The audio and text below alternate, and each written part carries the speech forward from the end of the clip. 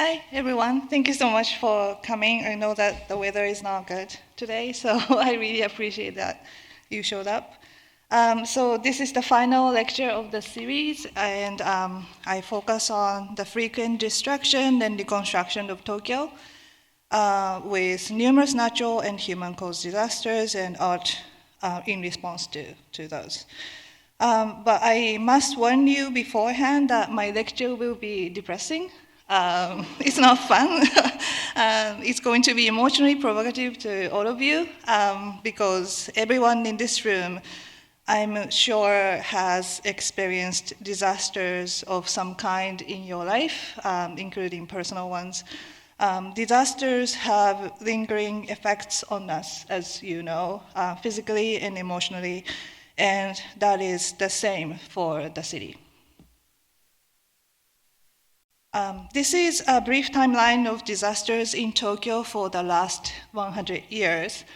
1923, Great Kanto earthquake, 1945, Tokyo air raid, rapid urbanization, environmental pollution, and political unrest between the 50s and 70s, 1995, Tokyo sarin gas attack, 2011 Great East Japan earthquake and tsunami, and COVID-19 pandemic, to name only a few. In Tokyo, you can find many fingerprints left by these disasters that changed the fabric of the city and people's behavior. When a disaster happens, we want to forget about it as soon as possible and move on. It is difficult to look at works of art about disasters because they remind us of what happened. But that is one of the reasons why we study works of art. We are here in the museum on Thursday afternoon, not only because we are curious people, but we respect history. And we know that because of the people who left things for us to study, we can learn and move forward for the better. So I will show you some horrible images today, which I will warn you beforehand so that you have an option to look away if it's too difficult for you to see it. But I hope that you can get a glimpse of how vulnerable and resilient Tokyo is, and how heartbreaking, ignorant, playful, and sometimes offensive people's reactions to disasters are. Radio broadcasting started in Japan 100 years ago from now in March 1925. One of the biggest reasons behind this was the earthquake that occurred 18 months before in Japan's capital area, which contributed to the debate about the necessity of a means of rapid distribution of information. I show you this.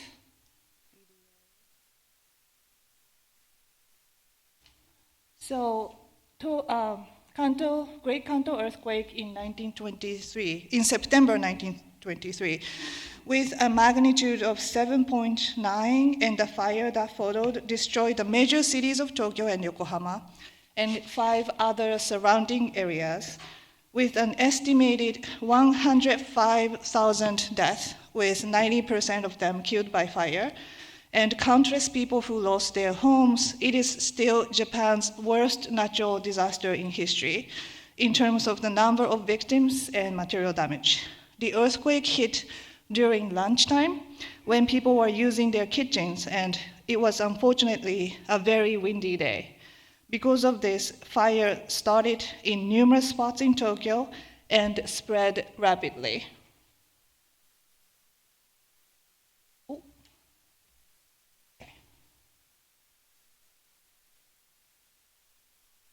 So looking at this map on the left of burnt areas, you can see that the areas called Shitamachi, including Asakusa, Nihonbashi, Kyobashi, Honjo, this area, Fukagawa,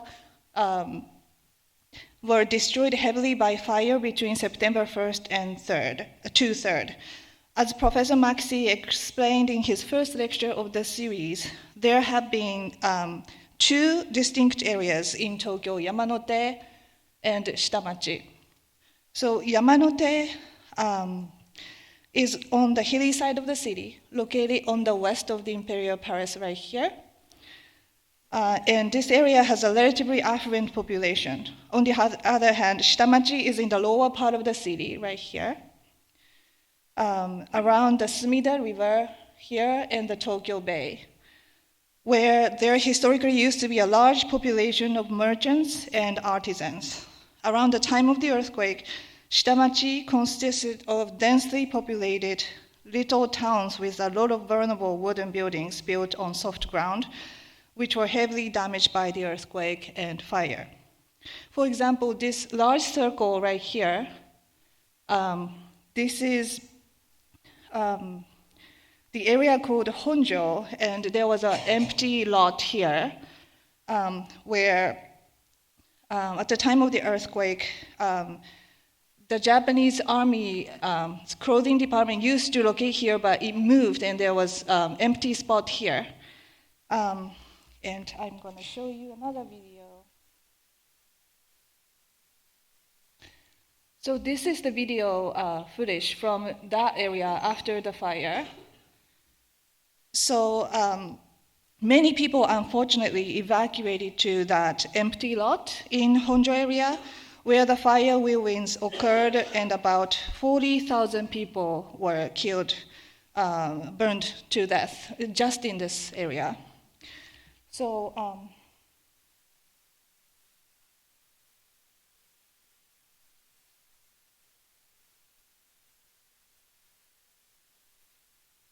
when you look at this map showing the number of victims, you can see that the number of victims is concentrated in the Shitamachi area as well.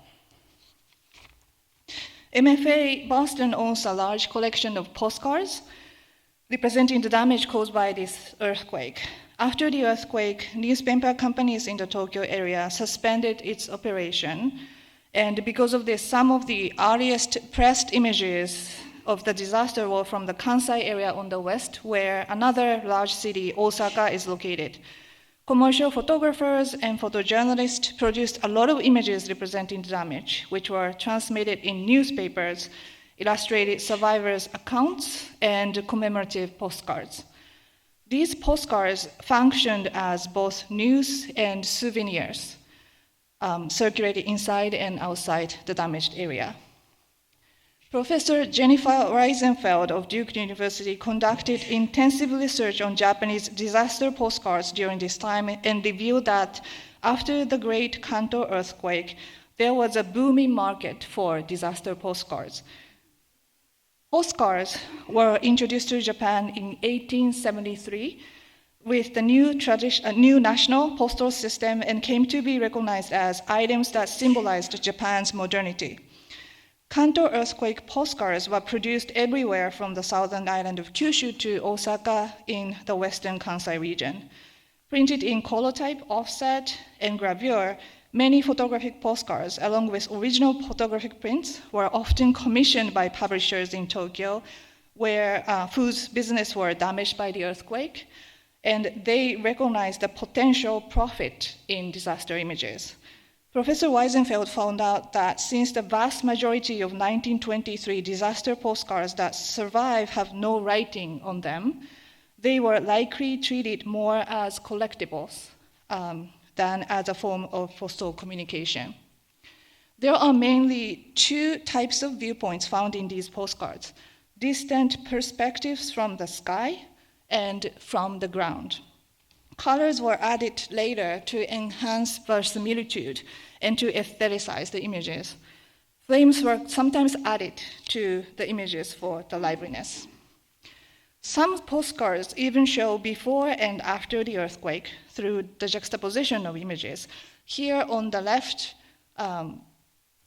this is one of the well-known sites representing Tokyo, Ueno Station. It's portrayed before and after the earthquake and fire. On the right, Azumabashi Bridge over the Sumida River, often portrayed in ukiyo-e prints, and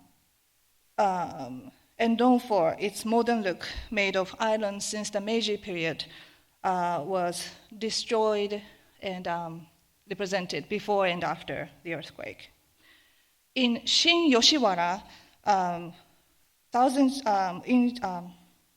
well, this is Shin Yoshiwara, right, where sex works was legal. Another popular area to be portrayed in ukiyo-e prints, as on the right, before and after the earthquake and fire. And content warning for the next images, I'm going to show you the images of dead bodies.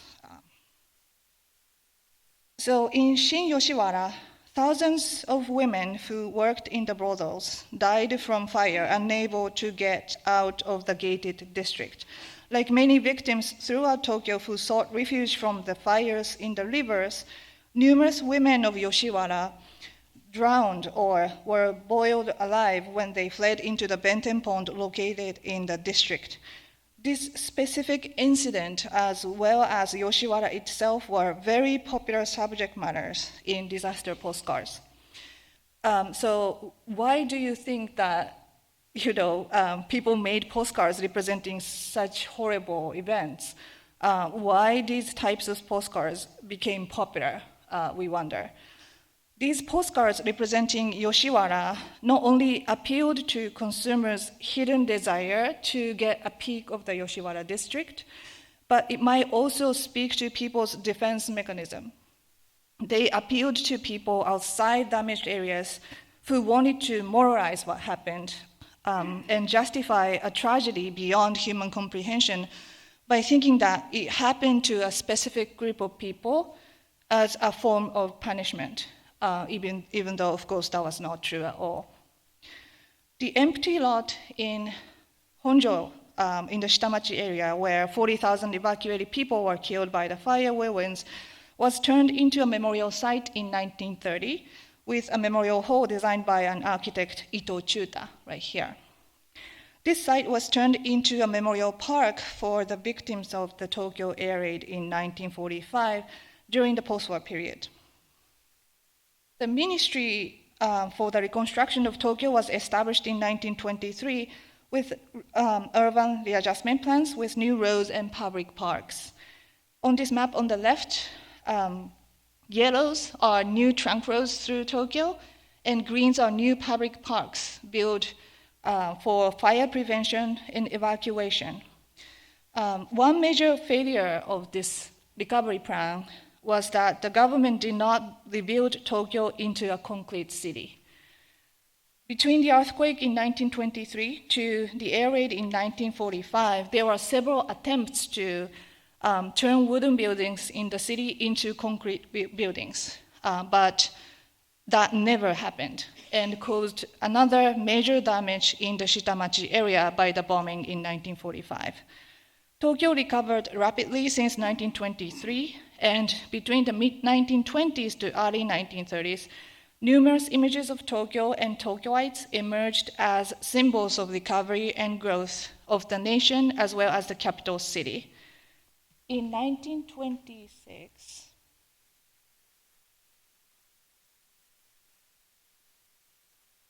the government, in 1926, the Ministry of Education made a short film, this film, showing a reconstructed Tokyo from the sky. It was filmed by an airship, a new technology starting to develop in Japan in the 1910s. This film shows the completely burnt down Honjo area. You are looking at Honjo area right now, and this is the empty lot at the bottom, where 40,000 people died, as well as Ginza, a shopping district, which became the symbol of modern recovered Tokyo. It is ironic to see how this film replicates the viewpoint from the sky that was taken over the US Air Force 20 years later to drop incendiary bombs over the same area.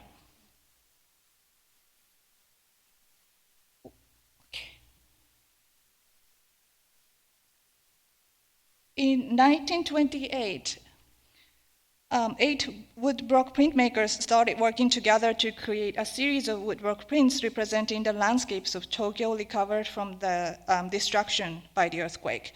Between 1929 to 1932, 100 prints were published. This series, New 100 Scenes of Tokyo, paid tribute to 100 Views of Edo by Utagawa Hiroshige from mid-19th century that Sarah talked about last week, to commemorate the rapid recovery of the capital city. The recovery of and development of Tokyo was represented by the images of women called modern girls, or moga, a trend word between the late 1920s to the early 1930s, referring to young women who navigated through modern and cosmopolitan city of Tokyo. These women represented Tokyo itself. Kobayakawa Kiyoshi's Tipsy is a typical representation of moga, modern girl. When we compare Utamaro's woodblock print, appearing again Naniwa Okita from 18th century and Kobayakawa's Tipsy, we can see that there are some notable differences between these two women. Moga, portrayed by Kobayakawa, is directly looking at us, which can be very uncomfortable for the viewers of this print in the 1930s because women were supposed to be looked at and not look at us. She is bold, confident, expressing her autonomy. She is wearing a Western-style dress with colorful polka dots, and her hairstyle is slick bob instead of the traditional elaborate hairstyle that Utamaro's woman has. She is smoking and drinking at the bar, which looked very scandalous and erotic to the audience back then. Moga is promiscuous and autonomous at the same time, and she embodied the spirit of the time and the city of Tokyo.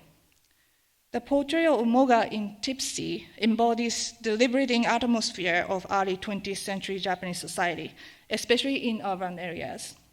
Tokyo was the pace setter in modernization in Asia, and its population exploded after the First World War from around 3.7 million in 1920 to 5.4 million in 1930 and 7.4 million in 1940. This poster by Sugiura Hisui from 1927 says, Asia's first subway begins operation between Ueno and Asakusa and announces the opening of the Tokyo Underground Railway with a woman wearing Western-style clothing, red lipstick, and bob hairstyle here as a central figure, and of course she is Moga. Tokyo's modernity was epitomized by the inauguration of the first subway in Asia. By the 1930s, roughly 1/4 of Japan's population was identified as urban, and Tokyo became the second largest city in the world. Here, the image of a modern girl is juxtaposed against the panorama view of Tokyo in one of the sheet music covers from the MFA collection. She wears a bob hairstyle, but with a kimono, representing that she embodies the spirit of the capital that combines tradition and modernity. Historian Miriam Silberg describes Moga as, quote, she is a glittering, decadent, middle-class consumer who, through her clothing, smoking, and drinking, flaunts tradition in the urban playgrounds of the late 1920s, end quote. Moga was a symbol of urban youth culture in pre-war Japan, as well as consumer culture. However, she was not necessarily an advocate of women's rights, but rather a commodified cultural mascot whose image spread through visual culture. Women's rights movement started in Japan in the late 1910s, but it was severely suppressed by the state, and Japanese women had to wait until 1947 to be granted the right to vote. Saeki Shunko's example represents modern girls as cultural mascots. This painting represents two waitresses with their hair permed, holding silver trays behind their yellow uniforms with red cropped jackets and high heels. There are exotic plants behind them, and the floor has a modern geometric pattern. They are standing impassively in front of the counter as if they were dolls on display. This painting was commissioned by Hosokawa Rikizo, who was the owner of the Meguro Gajoen, an entertainment complex building in Meguro, a district located southwest of central Tokyo. Meguro, right here, is one of the major towns in Tokyo today, but it was subsumed into Tokyo in 1932 as part of the reconstruction plan to subsume outlying districts to accommodate people who moved to these areas after the earthquake. One city that everyone knows, one city in Tokyo that everybody knows today, Shibuya, is right here. Shibuya was one of the outlying districts that was also subsumed into Tokyo in 1932. Between the 1920s and 1930s, there was an increasing excitement, but also fear among the Japanese public about rapid change of Tokyo, modernization of shifting gender roles in Japanese society, and upcoming war. There are several keywords to describe visual culture centered around Tokyo during this time period. One is, of course, as you already know, moga, modern girls. The second is militarism, and the third is eroguro nonsense, erotic, grotesque, and nonsense, the trend word of this period. Eroguro nonsense, according to Professor Weisenfeld again, quote, referred to a broad trend in literature and art that focused on dark and sexually charged subjects that tended toward criminality, horror, sadomasochism, necrophilia, the occult, the bizarre, and other so-called deviant topics, end quote. Moga and eroguro nonsense are related because women were the most frequent motifs represented in the culture of eroguro nonsense. So to talk about eroguro nonsense, I need to drink water first and calm down. Okay, so the erotic, grotesque nonsense motifs in magazines, advertisement, films, and consumer products reflected the excitement, fear, and anxiety of the Japanese public.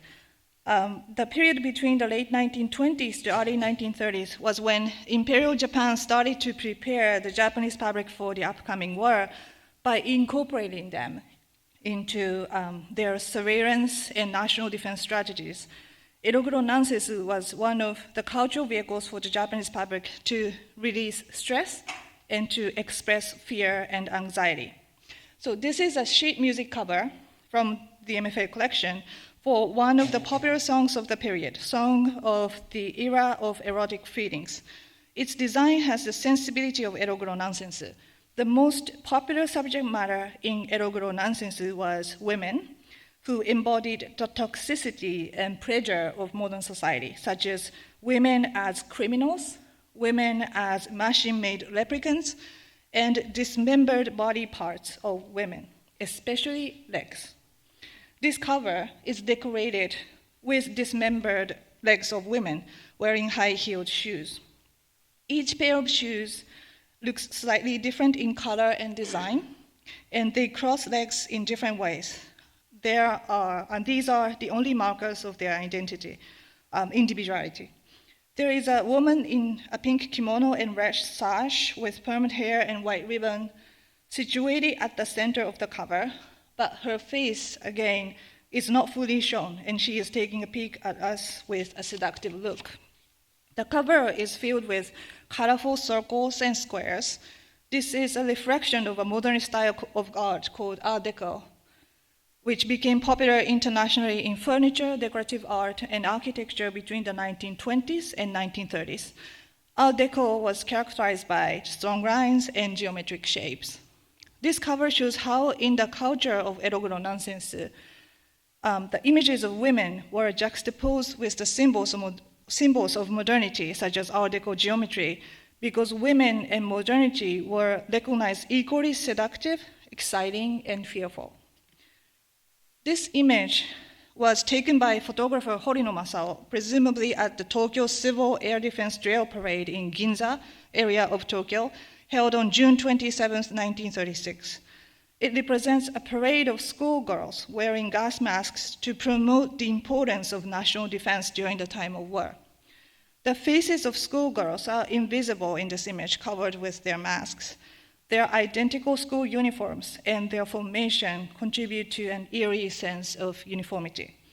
Another brilliant book by Professor Jennifer Weisenfeld, Gas Mask Nation from 2023, analyzes this image that it gives a sense of discomfort because of the ways in which Horino distorted the image by taking a sharp perspective and by cropping the image awkwardly to cut the face of the girl standing at the very front into half.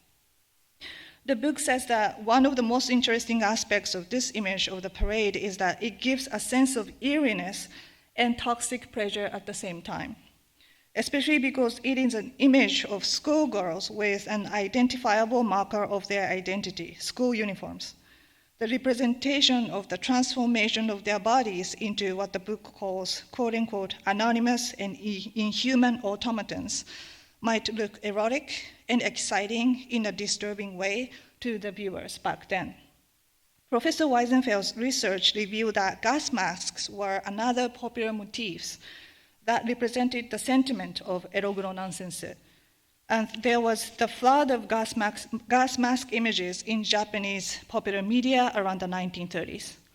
The gas mask, in fact, was widely recognized by the Japanese public as a life-saving instrument that they must prepare at home. During the early period of war in the 1930s, it was believed that Japan would be attacked by poison gas bombs instead of incendiary bombs once war started. And the government trained the Japanese public by promoting the importance of air defense drills, by teaching them what items to prepare, where to hide, and how to fight against bombings.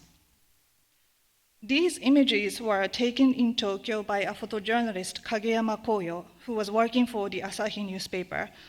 It was mandatory for people living in Tokyo to prepare an air raid shelter at home or to create one that they could share with their neighbors. These shelters were burnable, and many people died inside them. Wearing air raid protection hoods was part of a drill, but the protection they could give was minimum. Since 1942, Tokyo had been attacked by air raids for more than 60 times. Tokyo air raid was the largest one that occurred on March 10, 1945. Before this air raid, the targets in Tokyo were mainly plane factories and industrial areas. But Tokyo air raid of 1945 targeted the Shitamachi area and civilians living there with incendiary bombs. As we know, Shitamachi area was a densely populated area with a lot of wooden buildings occupied by a relatively low-income population, and it was damaged intensively by the earthquake in 1923. During World War II, the US Office of Strategic Services created thousands of maps, including these two on the slide.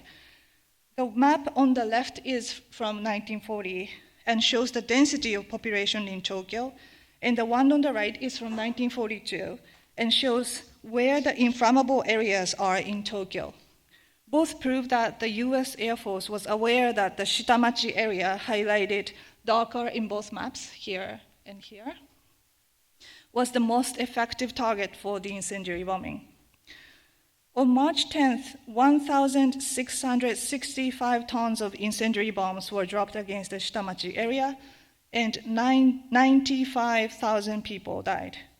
Reds are completely burnt out areas, and you can see that the Shitamachi area was almost completely lost.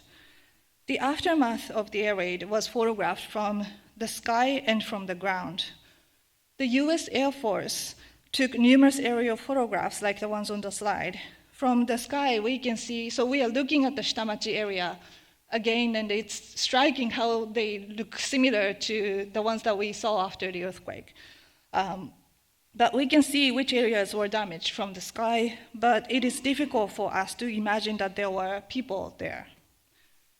Ishikawa Koyo was a policeman who studied photography under his father, who owned a photo studio. He is known today as one of the few people who photographed the aftermath of the Tokyo air raid by walking around the city on March 11, 1945, the day after the air raid.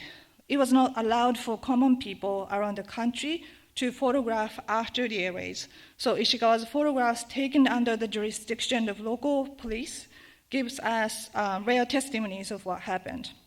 The image in the middle was taken by Ishikawa in the Shitamachi area right after the fire was extinguished, and the one on the right shows the burned out ruins in front of the National Diet Building. So now I will show you two images taken by Ishikawa of burned corpses. They are very disturbing, so please feel free to look away if it's too difficult for you to see them. The image on the left, taken by Ishikawa, shows presumably a mother and her child. We can see that the back of the mother was left unburned because she was carrying the baby lying beside her legs. The one on the right shows a group of burnt corpses left on the street. After the war, during the US occupation of Japan, GHQ tried to confiscate Ishikawa's negatives, but he refused and buried them in his garden to hide them. On August 15, 1945, not long after the atomic bombing of Hiroshima and Nagasaki, Emperor Hirohito declared the Japanese government acceptance of the terms of unconditional surrender as outlined by the Allied powers. I introduced two painters based in Tokyo whose paintings expressed the zeitgeist of the 1940s. Fukuzawa Ichiro was a surrealist painter who was arrested and incarcerated for 6 months in 1941 because of his advocacy for surrealist art. He created this painting to represent the defeat of Japan in 1948. It is a pile of interlocked human bodies placed in the center like a mountain against a deserted background after the destruction in the bright blue sky. Although it is a representation of the defeat, all the human figures look healthy with powerful masculine bodies. Their posture looks as if they are pushing each other, trying to free themselves from confinement instead of collapsing onto the ground. Professor Bert Winter Tamaki from UC Irvine, who closely studied this painting, interpreted this painting as quote-unquote signs of latent potential for recovery instead of the expression of the despair of a bitter defeat. Fukuzawa juxtaposed the result of the human destruction of the war in the background while suggesting the potential of human bodies as fuels for recovery. To create this painting, Tsuruoka Masao was inspired by homeless people living in underground passageways near Ueno Station in Tokyo, whom he witnessed. Their image overlapped with the situation of Japanese people struggling with poverty and hardship of recovering from wartime damage.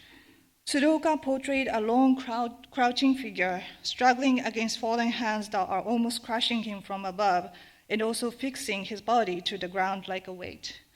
He was influenced by Picasso's surrealist and cubist paintings. Unlike most of the painters who participated in the creation of propaganda paintings, Tsuruoka was consistently opposed to war throughout the Asia-Pacific War, and he struggled to make a living, partially because of his rebellious attitude. He was very poor in the 40s and 50s, and he did various different jobs to support his family. The harshness of his life and the reality of living in post-war Japan are reflected in this image of a man struggling alone. He lost almost all his paintings because of air raids, and his works that we know today are the ones created after the war. We actually saw this print by Onchiko Oshiro on the right a few minutes ago in a discussion about the recovery from the Great Kanto earthquake. 9 wood block printmakers. They visited their prints from the 1930s to commemorate pre-war Tokyo by portraying popular spots in Tokyo that were damaged by air raids. This series included 8 reprints from a new 100 Scenes of Tokyo published after the earthquake and 7 new prints. As this print on the left by Kawakami Sumio indicates, Ginza continued to be the symbol of Tokyo's recovery, which was shown by a photo book titled Ginza Kaiwai and Ginza Hacho. This is a photo album, Ginza Kaiwai, Ginza Hacho, compiled by a writer-printer, Kimura Shohachi, with photographs taken by Suzuki Yoshikazu of every storefront facing the main street of Ginza. Suzuki photographed storefronts over several days by choosing the same time and similar weather as much as possible. Kimura connected all the photographs into an accordion-style book. This is another example of artists trying to commemorate the recovery of Tokyo. Looking at this, some of you might think of Edo Rushe's well-known photo book, published 10 years later, Every Building on the Sunset Strip from 1966. Rushe's example is also an accordion format book, like Ginza Kaiwai, Ginza Hacho, comprising a photo collage that captures both sides of the Sunset Boulevard in Los Angeles. This is a photo collage by Kimura Tsunehisa from 1975, showing the street of Ginza filled with garbage.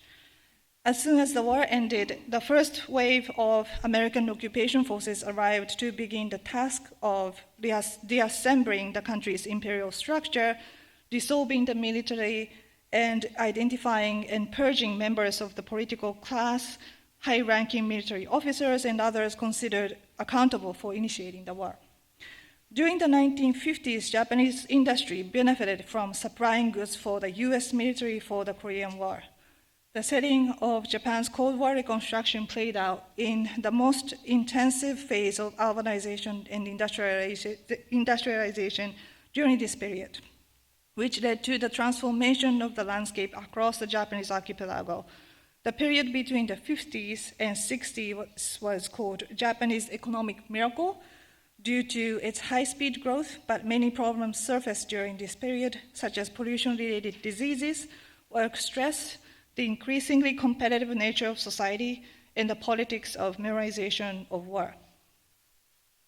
The post-war generation of artists, including photographers, poets, and writers, is sometimes called yakeato sedai, meaning generation of burnt-out ruins, for spending their adolescence with the physical traces of war, such as ruins, empty fields, and open sky, sense of confusion about how an enemy suddenly became an ally, and trauma of hunger, poverty, and disease.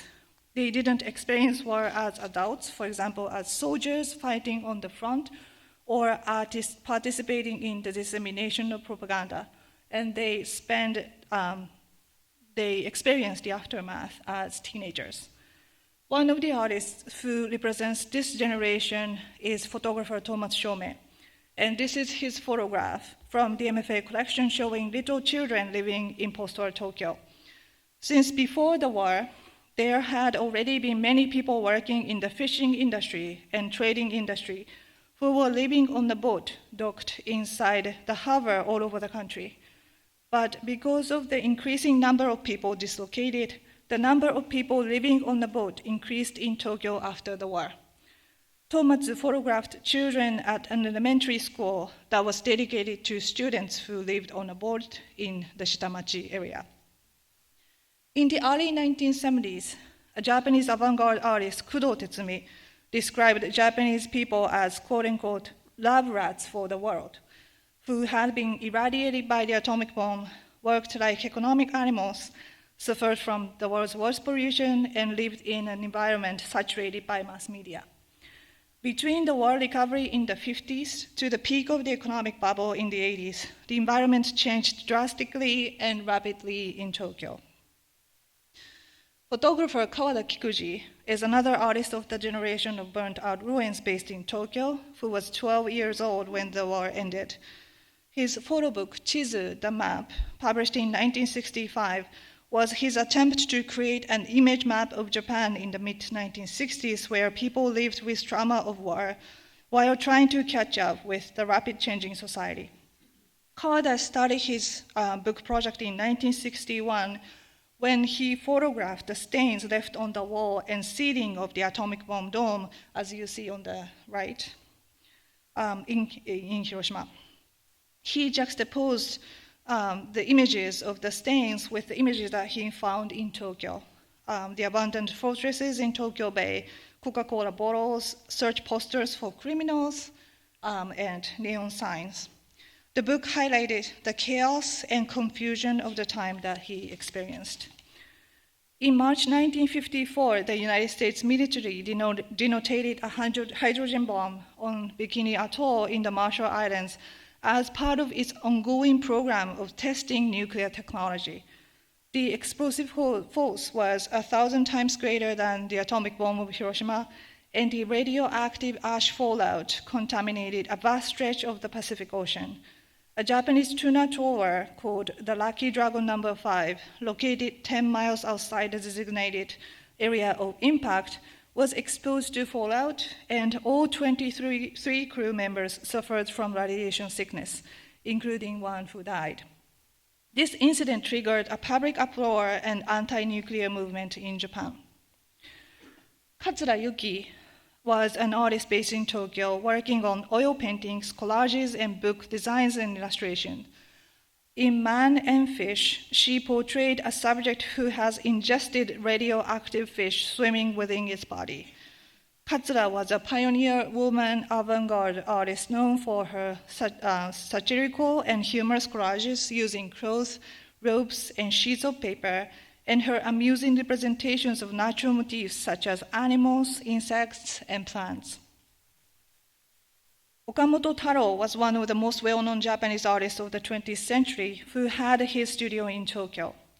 His mural, Myth of Tomorrow, from the 1960s has been on display in Shibuya Station since 2008.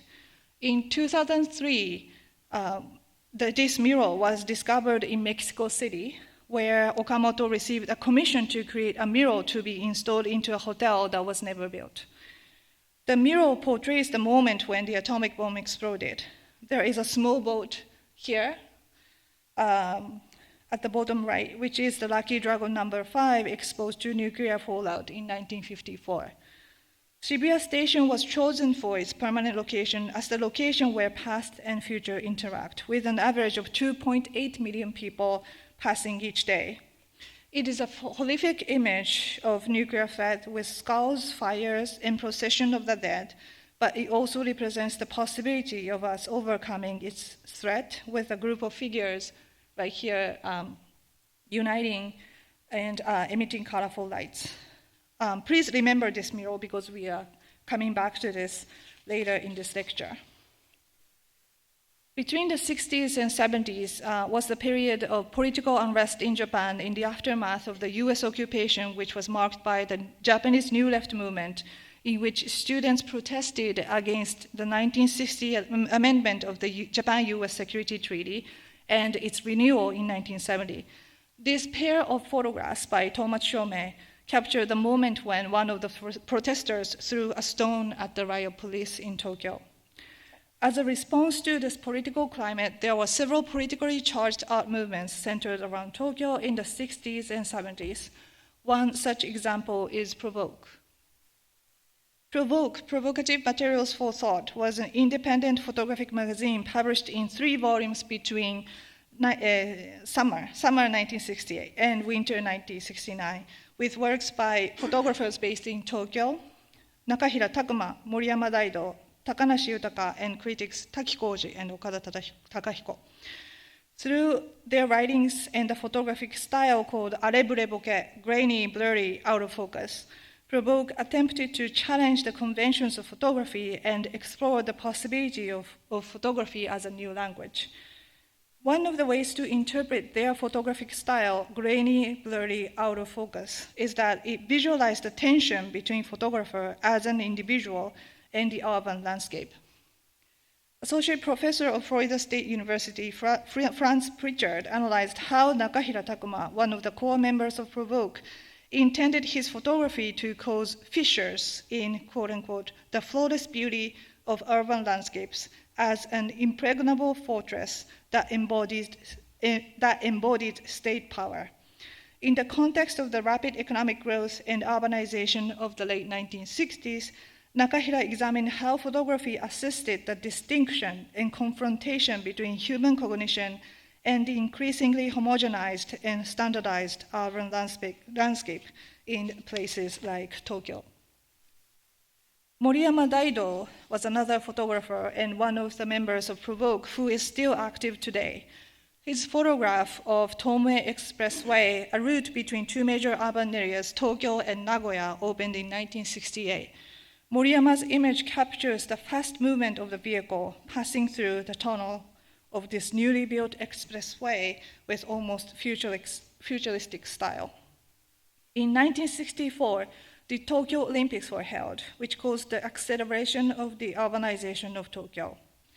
Olympics were the crucial event for the Japanese government to claim the complete recovery of the capital city and declare Japan as a leading nation for economic development in Asia. Of course, there was a pushback against such an endeavor by avant-garde artists.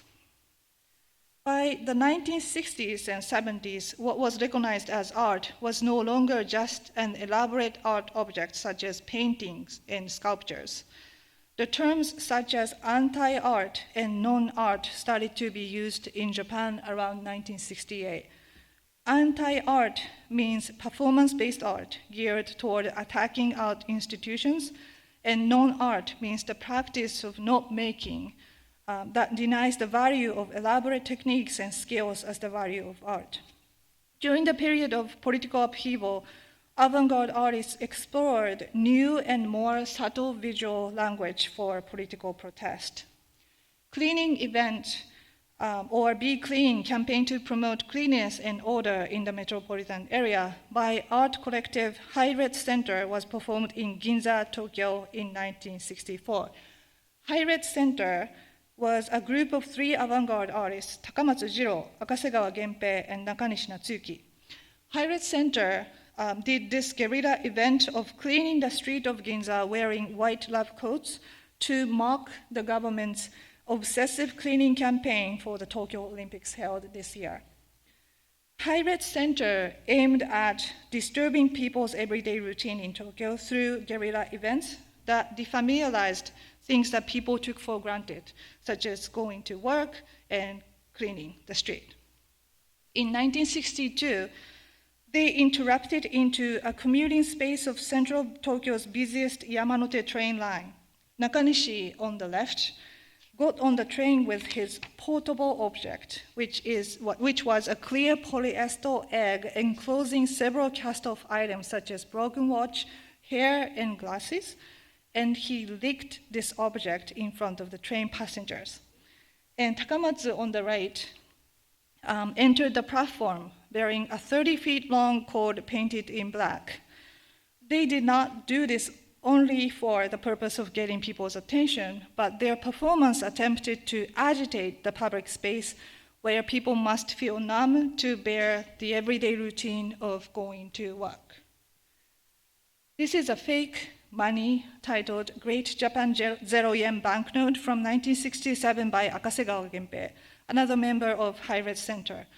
This work refers to Akasegawa's own work from 1963, for which he printed 3,000 monochrome one-sided and life-size prints of 1,000 yen bills, printed the invitation to his exhibition on the reverse side, and sent them by registered mail to the guests. Akasegawa was indicted for criminal violation of the law that banned forgery for this work. So why do you think that these practices were a political protest? This 1,000 yen prints incident, as well as cleaning event and Yamanote line event, are examples of new types of artworks that do not necessarily focus on the creation of objects, but the articulation of ideas and actions instead.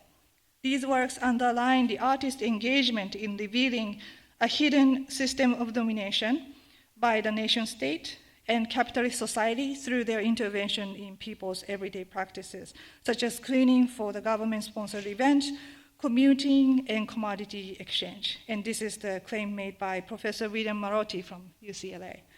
So due to the limitation of time, we can only go through contemporary periods very quickly at the end, but I would like to focus on 3 major themes of contemporary Japanese art related to natural and human-caused disaster: war memories, triple disasters in Fukushima in 2011, and COVID-19 pandemic.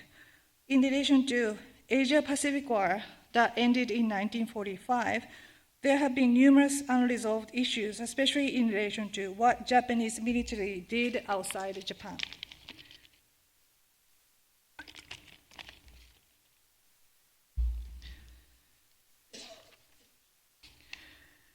The work on the left is a statue piece by 2 South Korean artists, Kim So-kyun and Kim Yoon-son, that represents one of comfort women, or Yanfu.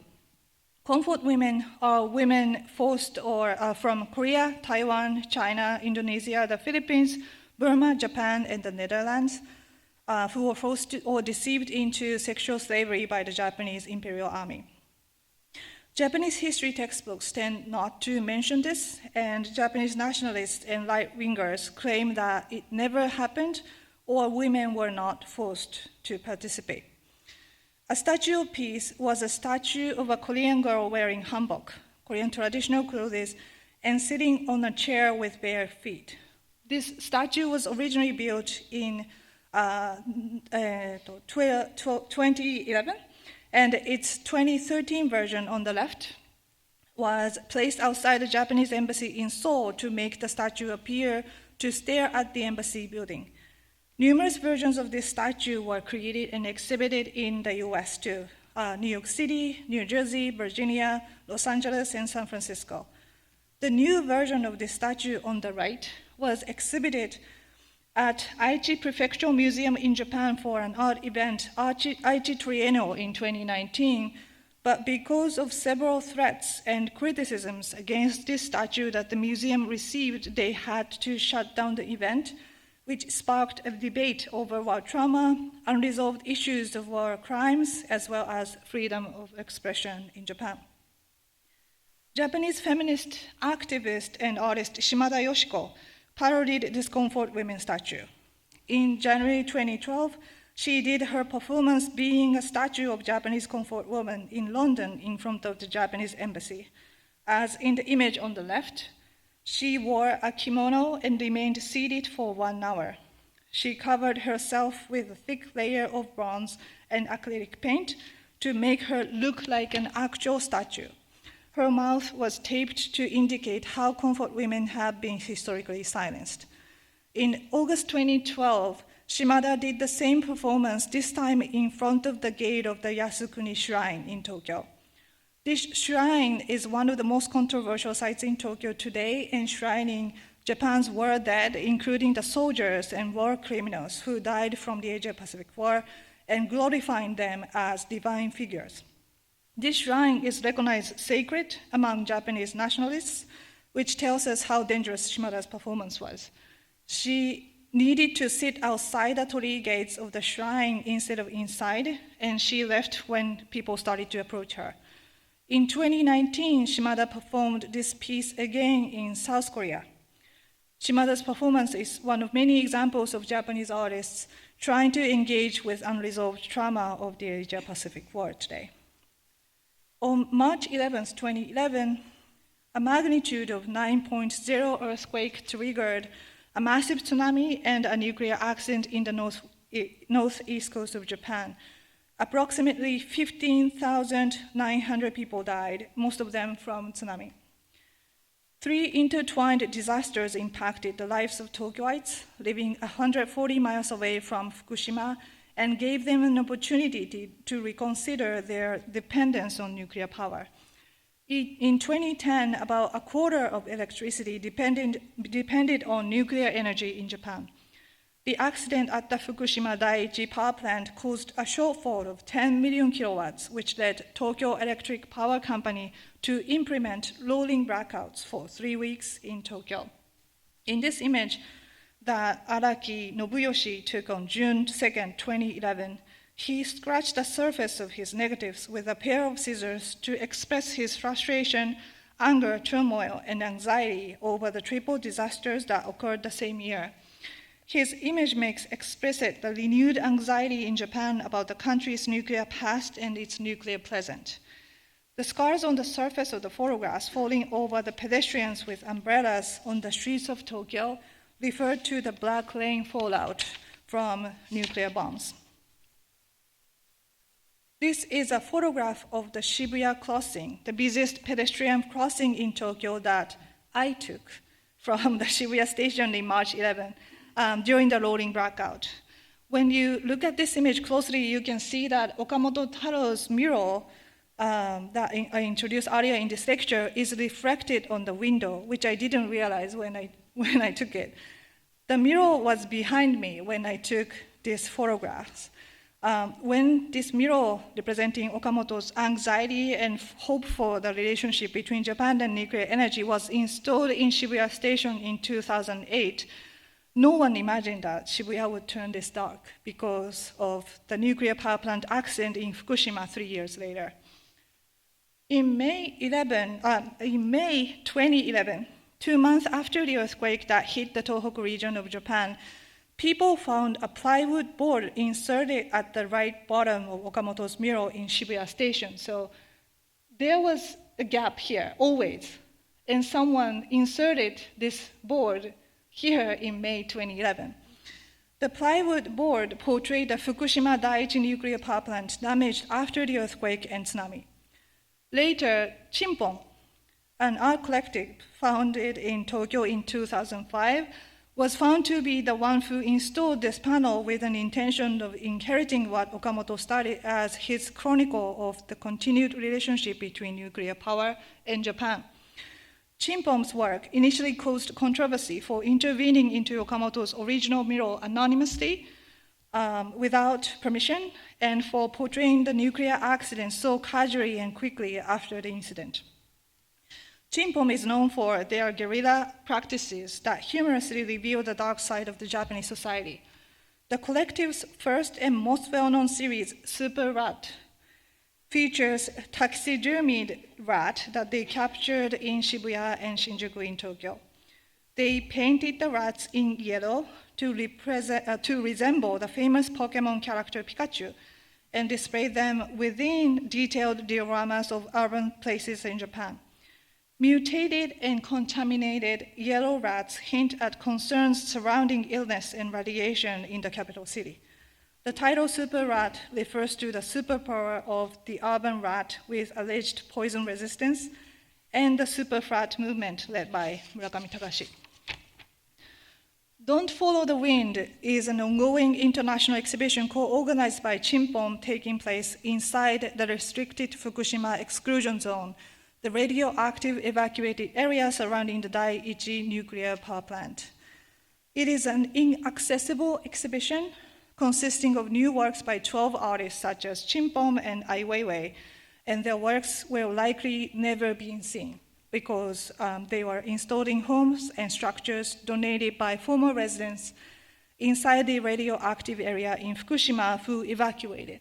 So I'm going to show you excerpts from the video about this exhibition.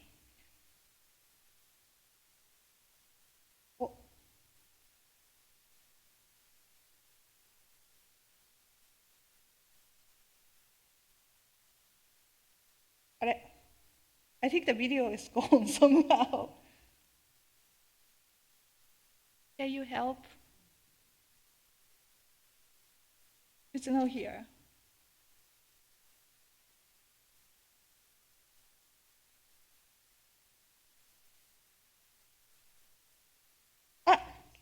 Okay, it came out.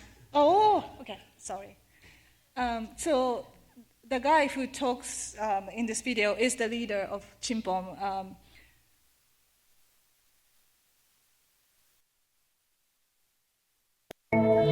基本的にはだけない。なぜならそこは封鎖されているから。で、だからこの展覧会は誰も行けない展覧会になっているし、あとということは誰も見れない展覧会になっている。だから作品たちはその住民たちがいなくなってしまった代わりにそこに帰ってくるまで居続けることになる。で、その時はいつになるかはまだはっきりとわからないけれども、そういう未来の人たちが見た時に何を思うかっていうためのに今アーティストは作品を作っているし。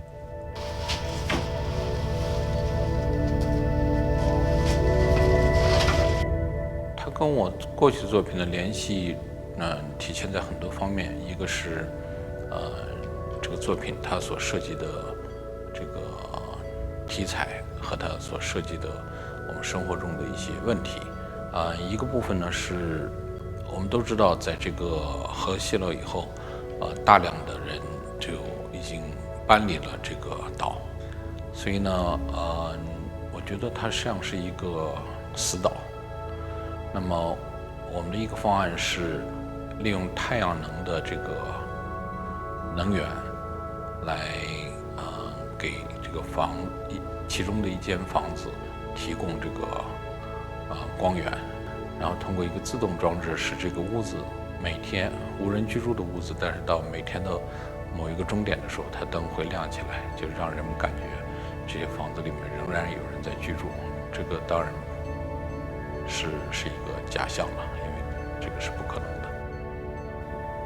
住民がいなくなって、ペットがいなくなって、で持ち物をどんどんこう出していってっていうと、その作品って何の代わりにやっぱりあそこにあるのかって言ったら住民の代わり。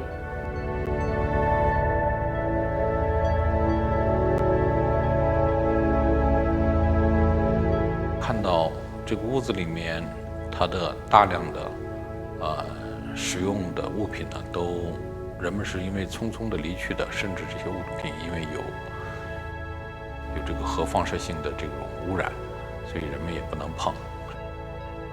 所以我希望呢，是把我个人的一些照片，这些照片呢是普通的家庭照片，我的或者我的孩子的，我们把它做了镜框，挂在或者放在这个屋子的一些位置上，这看上去就很像是他原来的一些照片，但实际上是我的照片。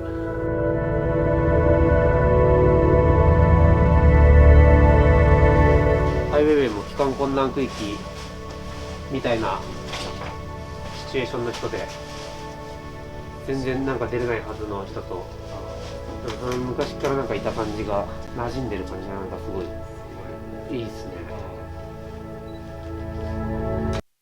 Okay, so this inaccessible exhibition is an exhibition for people outside the restricted area to imagine and virtually participate in.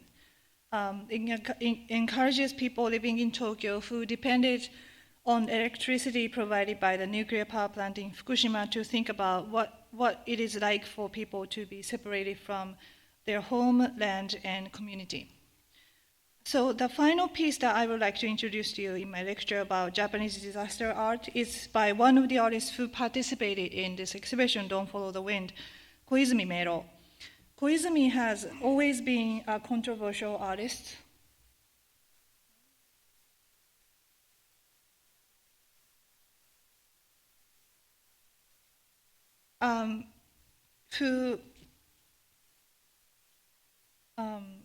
Who is aiming at exposing contradictions of post-war Japanese society. And in recent years, he's working on what he calls a sound sculpture, in which he releases a sound work online for the audience to download for free and listen to in the most crowded spot in the cities they are living in. So before I explain too much, I would like you to listen to excerpts from his sound sculpture. But please imagine that you are standing in the most crowded spot in the city, like can be Tokyo or Manhattan.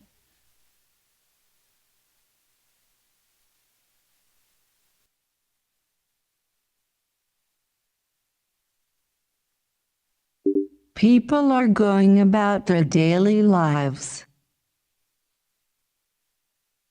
People are going about their daily lives. People are going about their daily lives. Everyone is happy. Everyone is happy. Everyone is happy. Look at that man. Look at that man. Look at that man. He is infected. He is infected. He is infected. She is also infected. She is also infected. She is also infected. She is also... Okay, so in 2021, Koizumi released the video version of Anti-Dream to Torch Ritual on YouTube, showing him listening to the Japanese version of the exact same sun sculpture while watching the video footage of torch rituals held for the 2021 Tokyo Olympics on outside seat of a cafe in Tokyo. So this is Koizumi listening to this sun sculpture that he made while watching the video on his laptop.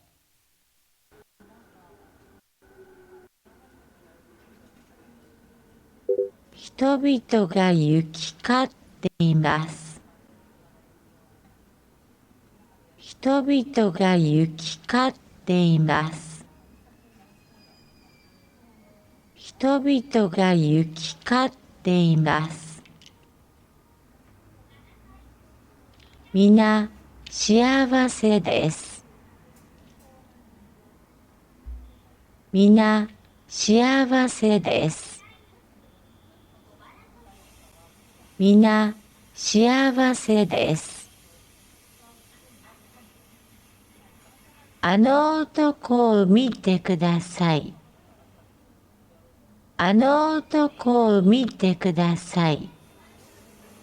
あの男を見てください。彼は完成にしています。彼は完成にしています。彼は完成にしています。彼は完成にしています。彼女も完成にしています。彼女も完成にしています。So it goes on. And as you can see from this video, the 2021 Tokyo Olympics were held at the peak of the COVID-19 pandemic in summer 2021, and it became one of the most controversial Olympics in recent history.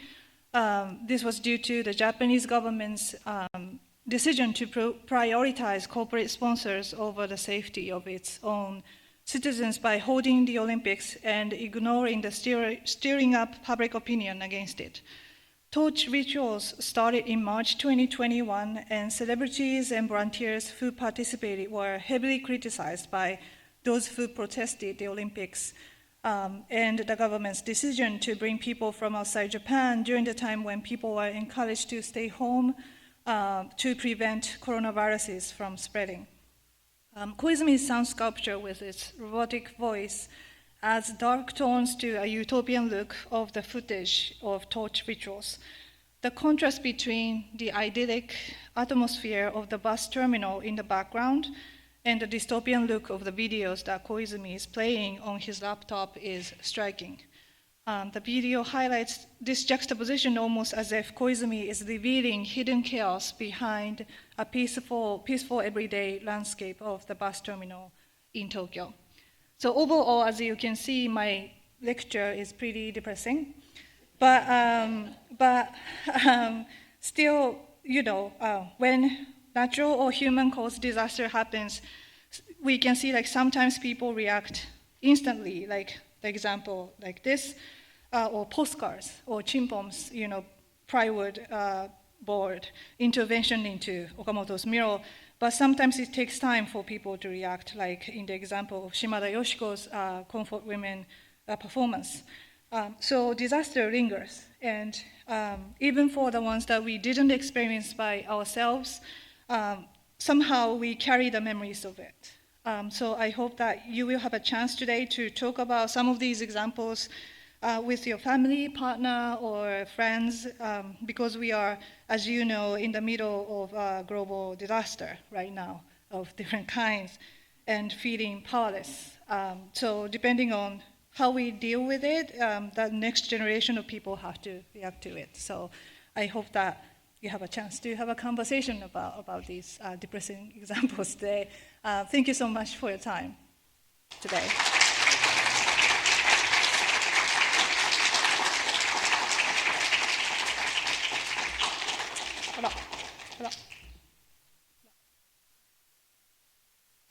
If anybody has questions, please raise your hand and we'll bring a mic over to you.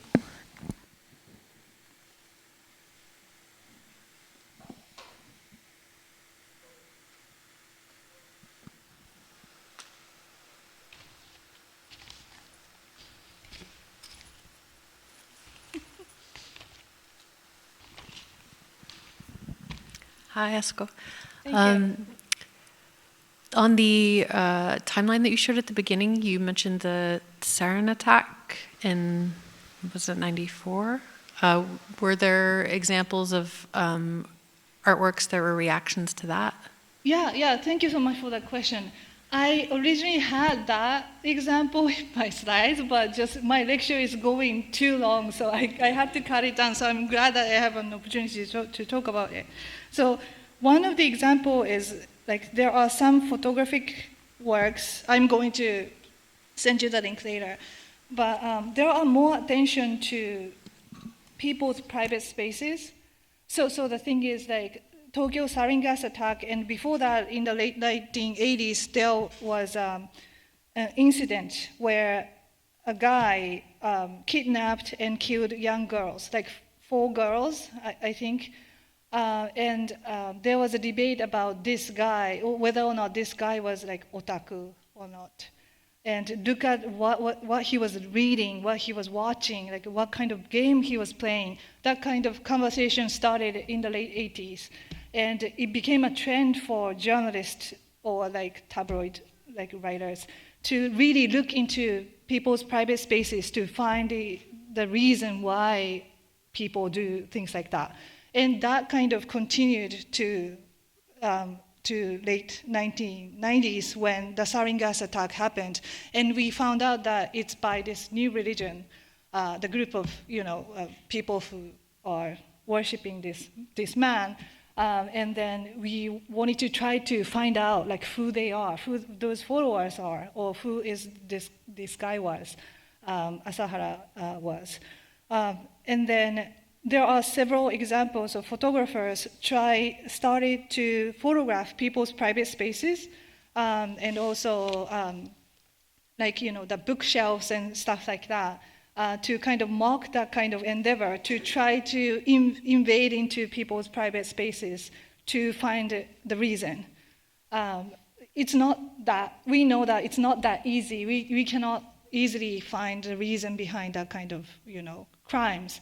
But because we always want to find something that tells us why this happened, so that became a problem because private space is still our private space, and there should be a boundary.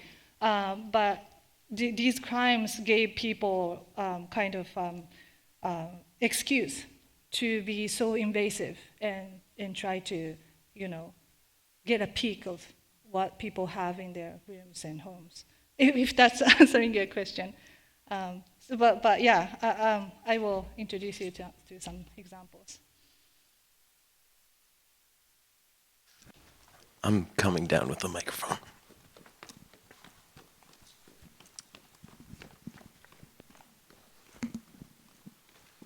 Here you go. Oh. Sorry. Oh, thank you. Hi. First of all, I wanted to thank you for your very thought-provoking presentation and lecture. It's left me feeling rather somber and needing to reflect more about it. When you asked for questions, I was just kind of, and I know I'll have more later, but overall it was just very, very thought-provoking, and the images and the ideas were just something, living in a very, I don't know, protected and sheltered space we don't really ever get exposed to. So it's really something that I'd like to spend more time with. And I believe I heard you say you were going to send us a link to your presentation, because I would appreciate that. Oh. Did you say that, or did I imagine it? We don't entirely have the infrastructure to do that, but I will look into it. Okay. Thank you. But thank you so much for your comments. Yes. That's really sweet.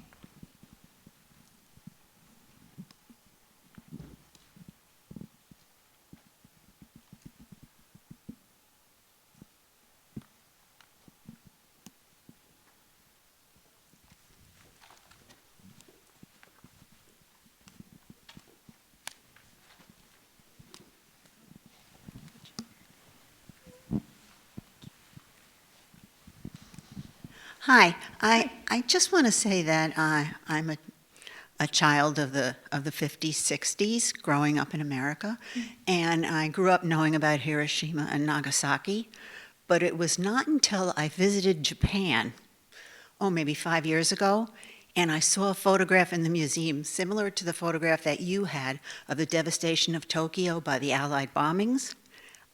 We did not learn that in school in America, and I just wanted to say that comment. I don't know if others felt the same way, but I did not grow up learning about that here. Yeah, thank you so much for that. Actually, that's the same in Japan. It's not something that schools wants to teach kids. So that kind of attitude developed in the during the occupation period, because there is no concrete excuse, like a convincing reason to explain why the U.S. had to bomb against civilians. It's very difficult for even in Japan to teach this topic. So many people, even like people living in Tokyo, don't know that Tokyo was bombed for 60 times. And throughout the country, 66 cities were bombed, which many people actually don't know, even in Japan. It's not something that the schools are supposed to teach kids, even today. So maybe there's like 1 or 2 lines about it, about Tokyo, the bombing of Tokyo in textbooks, but it's not something that we can learn in schools, unfortunately.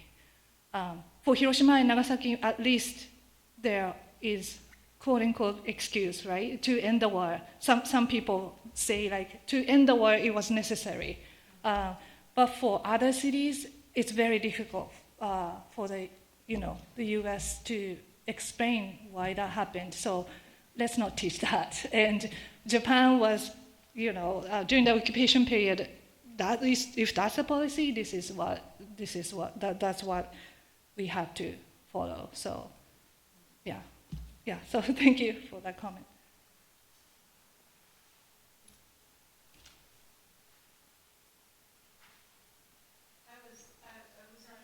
For the microphone.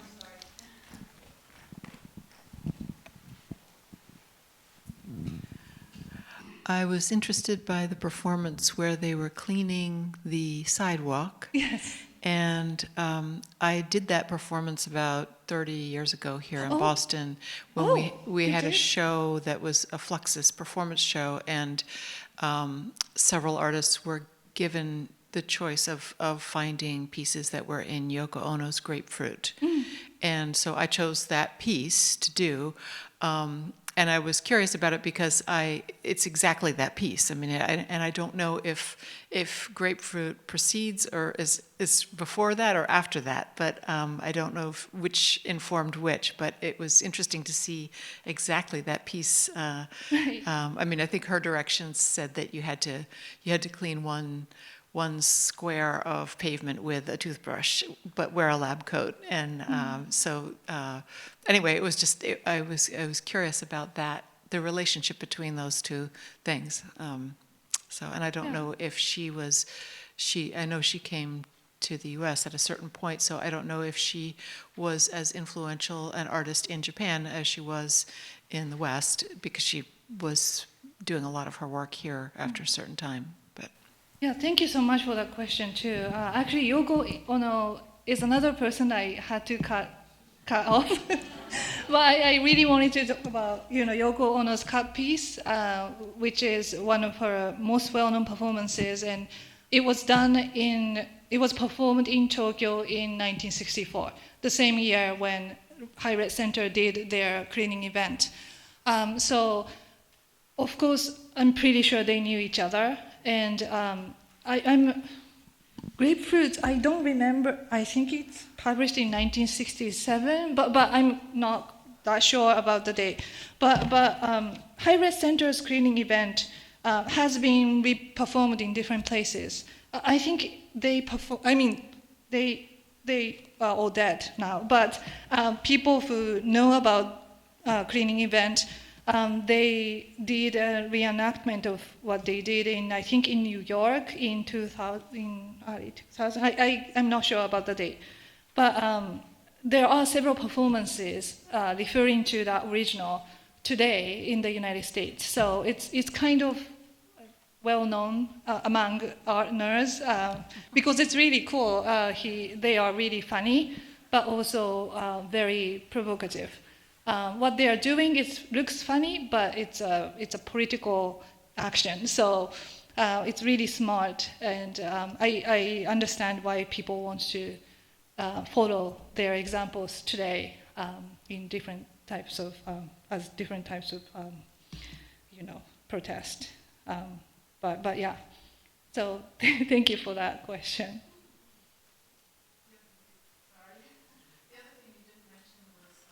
sorry, do you mind just using? Oh, yes. And the, Sankajuku, and that seems to me, Sankajuku and the dance form Buto seem very related to the reaction of disaster and also like the relationship. I always understood it as a relationship that was sort of anti-Western, also at a time when Japan was really pushing to be completely Western and change their society, that the movements like Buto were trying to not go back in time, but to try to find something essentially Japanese that was not Western and that encompassed the story of Hiroshima and those events. Anyway, I don't know if you have. I don't know if you have anything to say about that, or if you thought about including them or didn't, and why. So anyway. Yes. It's just it was difficult for me to.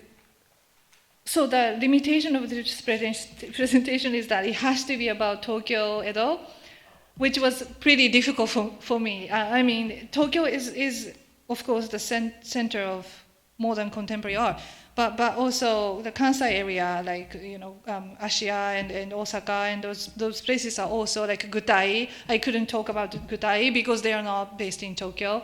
And Buto is a great example, but also like how.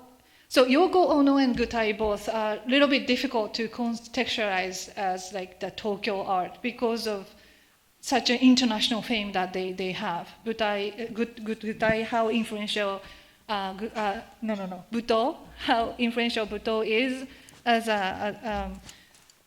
an art form outside Japan too. So when I have to give a talk about Tokyo, it's a little bit difficult, but I agree that that's a great example too.